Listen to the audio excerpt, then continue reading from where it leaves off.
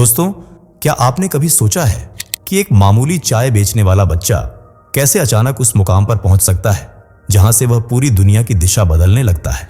यह सिर्फ मेहनत की कहानी है या फिर किसी प्राचीन भविष्यवाणी की परछाई जो आज हमारी आंखों के सामने सच होती जा रही है? जरा सोचिए, सदियों पहले लिखे गए ग्रंथों में किसी रहस्यमय साधु ने कहा था कि एक दिन भारत से एक नेता उठेगा जो धर्म की जड़ें फिर से सींचेगा और पूरे विश्व को वसुधैव कुटुंबकम का पाठ पढ़ाएगा। और आज एक नाम बार बार गूंजता है, नरेंद्र।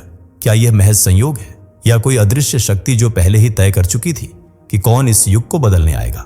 आपको यकीन नहीं होगा, लेकिन कुछ विदेशी भविष्यवक्ताओं ने भी 3 दशक पहले भविष्यवाणी की थी कि एशिया से एक ऐसा नेता उभरेगा जो पश्चिमी वर्चस्व को हिला देगा। क्या नरेंद्र मोदी वही व्यक्ति हैं जिनकी ओर समय इशारा कर रहा था? इस वीडियो में आप देखेंगे वो पंक्तियां, वो भविष्यवाणियां और वो रहस्य जिन्हें जानकर आप दंग रह जाएंगे और शायद सोचने पर मजबूर हो जाएंगे कि क्या राजनीति के पीछे कोई अदृश्य आध्यात्मिक योजना काम कर रही है। रुके रहिए, क्योंकि जो सच हम आपको दिखाने वाले हैं उसे मिस करना आपके लिए भविष्य के सबसे बड़े रहस्य को खो देने जैसा होगा। चलिए दोस्तों, जरा फटाफट कमेंट करके बताइए कि आप भारत के किस शहर या किस गांव से ये वीडियो देख रहे हैं। हमें भी जानने दीजिए कि हमारी आवाज देश के किन किन कोनों तक पहुंच रही है। और हाँ, चैनल को अभी सब्सक्राइब जरूर कर लीजिए ताकि हमारी आने वाली हर नई वीडियो सबसे पहले आप तक पहुंचे। दोस्तों, क्या आपने कभी सोचा है कि एक चाय बेचने वाला बच्चा जो गरीबी की जमीन पर पला बढ़ा, आज दुनिया की सबसे बड़ी लोकतांत्रिक शक्ति का प्रधानमंत्री बनकर पूरी दुनिया की दिशा बदल रहा है? क्या यह सब सिर्फ मेहनत का फल है या कुछ ऐसा भी है जो पहले से लिखा जा चुका था? क्या यह केवल राजनीति है या फिर एक भविष्यवाणी का सच होता हुआ दृश्य जिसे हमने अब तक नजरअंदाज कर दिया? क्या यह संभव है कि किसी ग्रंथ में, किसी भविष्यवक्ता की वाणी में सैकड़ों वर्ष पहले ही नरेंद्र नाम, उसके कार्य और उसके युग धर्म का जिक्र हो चुका था? आपको यह जानकर आश्चर्य होगा कि कई प्राचीन हिंदू ग्रंथों, तांत्रिक भविष्यवाणियों और पश्चिमी भविष्यदर्शियों ने एक ऐसे नेता की कल्पना की थी जो एक दिन भारत को जागृत करेगा, धर्म की लौ को फिर से प्रज्वलित करेगा और एक बार फिर वसुधैव कुटुंबकम की भावना को पूरे विश्व में फैलाएगा। क्या नरेंद्र मोदी वही पुरुष हैं जिनका जिक्र नर और इंद्र के संयोग से होता है? क्या यह नाम भी महज संयोग है या कहीं यह दिव्य संकल्प का भाग है? आप क्या सोचते हैं?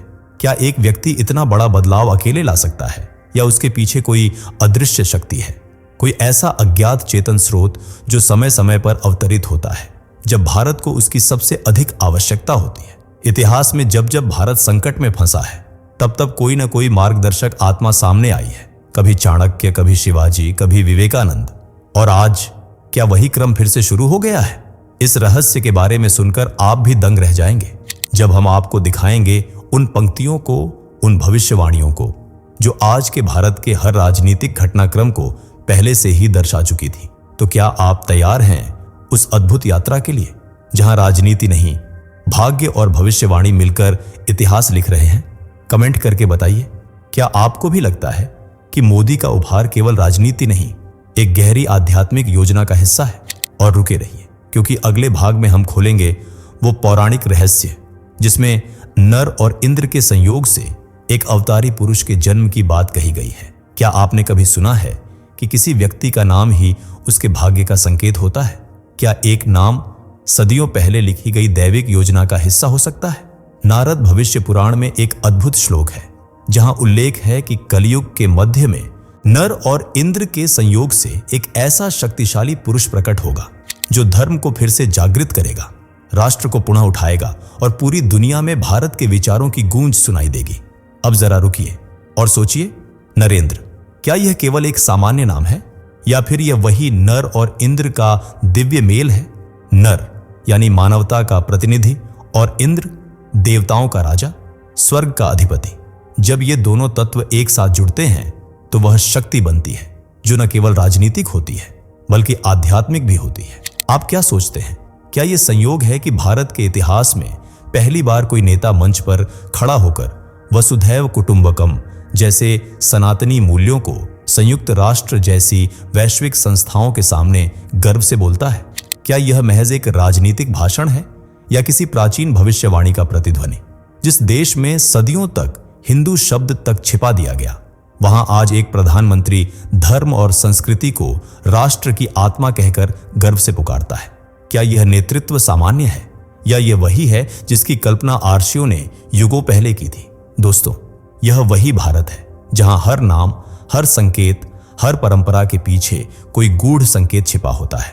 और जब नरेंद्र जैसे नाम को देखा जाता है तो कहीं ना कहीं यह भी लगता है कि यह केवल राजनीति नहीं, ऋषियों का बुलावा है, एक युग परिवर्तन की दस्तक है। आपकी क्या राय है? क्या नरेंद्र मोदी सिर्फ एक नेता हैं या वह पुरुष हैं जिनके भीतर नर की करुणा और इंद्र की शक्ति दोनों समाहित है? और अगर यह सच है तो अगला सवाल और भी चौंकाने वाला है। क्या यह व्यक्ति कल के अवतार के मार्ग का निर्माण कर रहा है? रुके रहिए, क्योंकि अगले भाग में हम इसी रहस्य को खोलने वाले हैं। क्या आपने कभी यह कल्पना की है कि हजारों किलोमीटर दूर बैठा एक विदेशी भविष्यवक्ता न भारत को जानता था न यहां की राजनीति को, लेकिन फिर भी उसने 3 दशक पहले वो बात कह दी थी जो आज हर भारतीय अपनी आंखों से देख रहा है।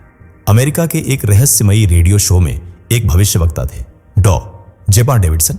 उन्होंने लाइव प्रसारण में कहा, 1999 से 2020 के बीच एशिया से एक शक्तिशाली नेता उभरेगा जो अपने देश को न केवल आत्मनिर्भर बनाएगा बल्कि पश्चिमी वर्चस्व की जड़ों को हिला देगा। सोचिए दोस्तों, ये शब्द उस दौर में बोले गए जब भारत न तो डिजिटल था न ही वैश्विक पटल पर उसकी कोई विशेष पहचान। लेकिन आज मोदी का भारत न केवल G20 की अध्यक्षता करता है बल्कि अमेरिका और रूस जैसे राष्ट्र भी उसकी मध्यस्थता मांगते हैं।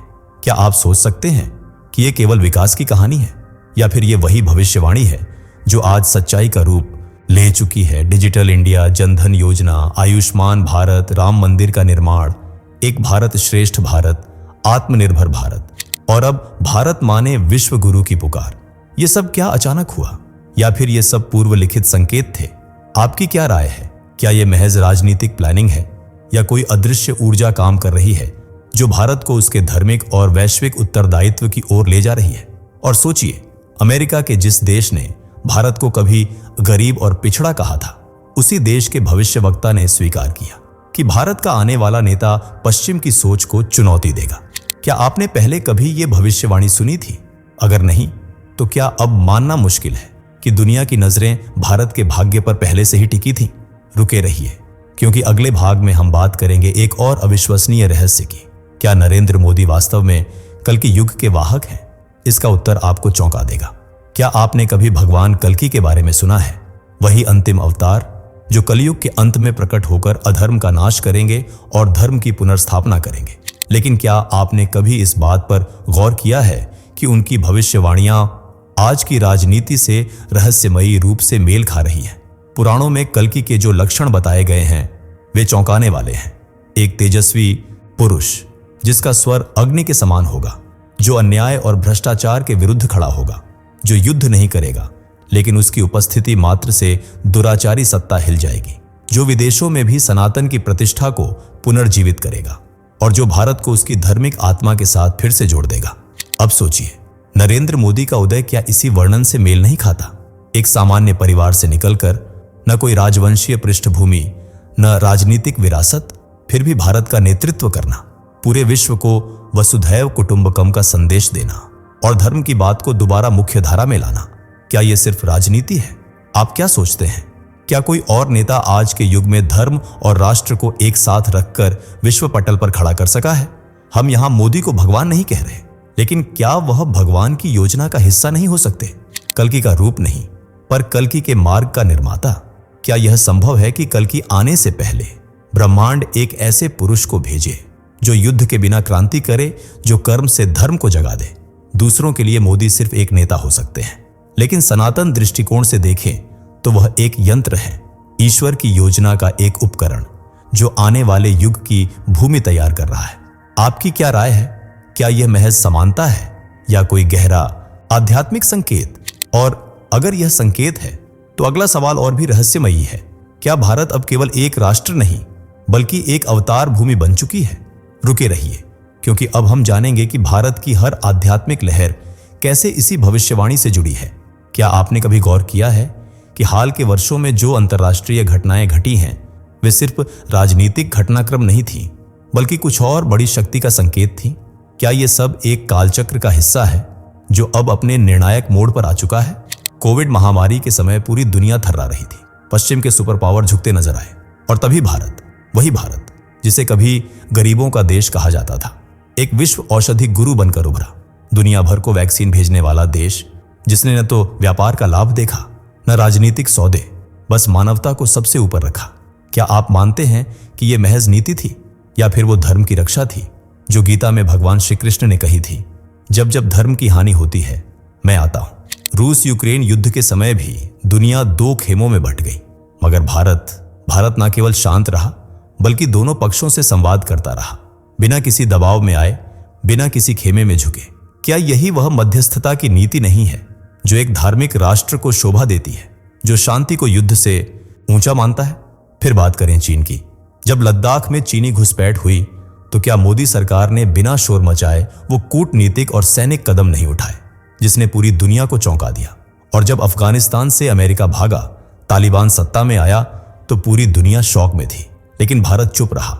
बिना भावनाओं में बहकर रणनीतिक मौन अपनाया गया और आज अफगानिस्तान में भी भारत की छवि एक स्थिर और विश्वसनीय शक्ति की तरह देखी जा रही है।